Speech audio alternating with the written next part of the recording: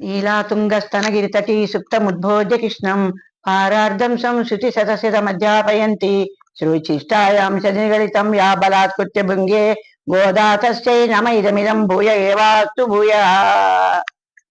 ఈరోజు 19వ పాశ్రమం.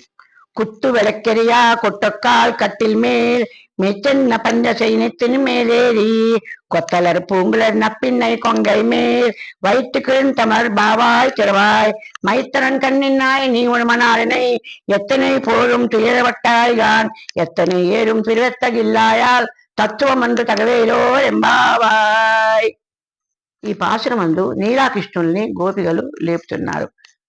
గోపికల ప్రార్థన విని నీలాదేవి తలుపు తెరేయటానికి వెళితే తనకంటే ముందుగా భక్తుల్ని అనుగ్రహించిపోయినందుకు శ్రీకృష్ణుడు ఆమెని అడ్డగిస్తాడు. అప్పుడు గోపిక దివ్య దంపతులు ఇద్దరినీ కలిసి గోపికలు మేలుకొల్పుతున్నారు.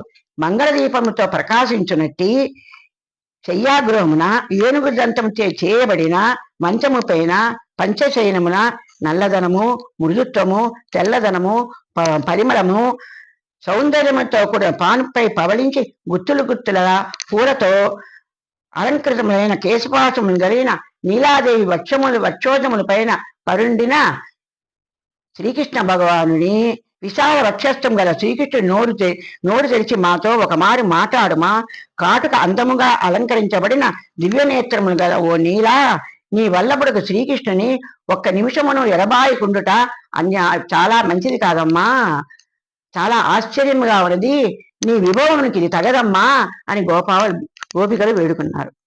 ఆండాళ్ తిరువడిగలే శరణం.